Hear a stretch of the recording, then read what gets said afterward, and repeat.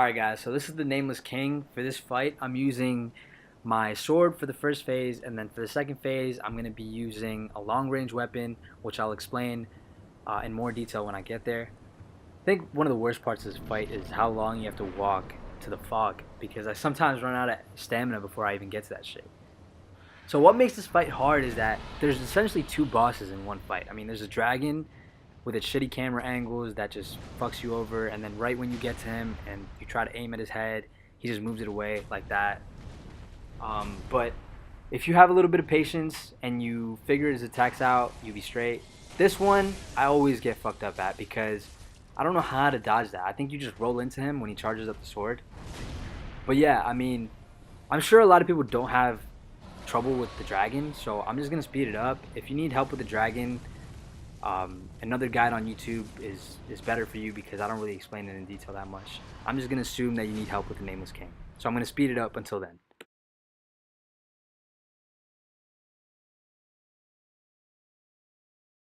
So as soon as the dragon dies, I equip my crossbow, as you just saw.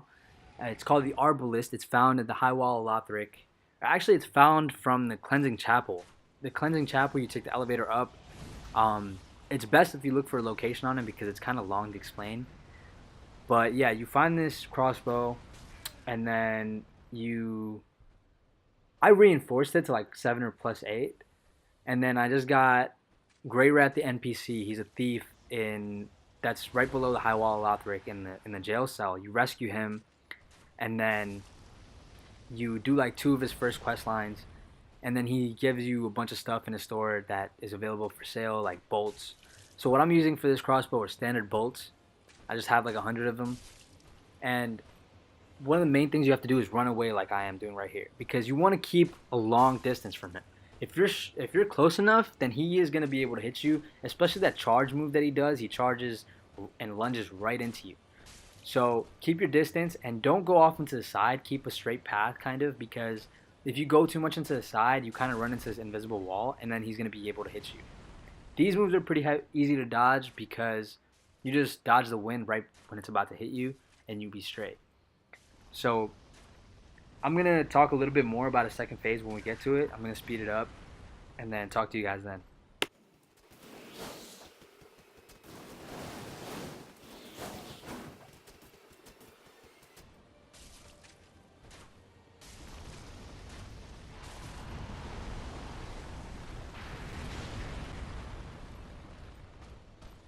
So we're just about entering the second phase, and as you can see, he runs towards you, so you want to avoid that. That move, he just plants the lightning bolt into the ground and it splits into 5 ways, so you don't really have to worry about that. This one though you do, where he points it up in the ground, or up in the air, sorry. He points it up in the air. Just a second or two later, just dodge or roll, because, you know, if you're not in the same spot, it's not going to hit you. So carry on, and keep your distance and keep shooting, and it's going to be easy. See, like that, you have to keep your distance right there because he can charge pretty far into you.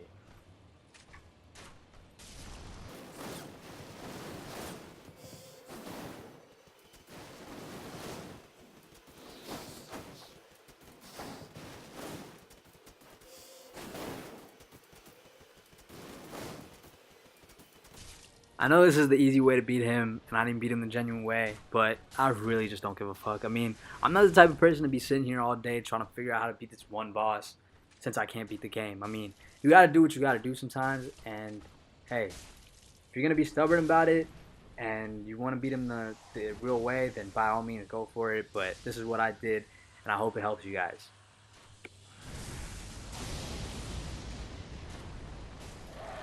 Gotcha, bitch!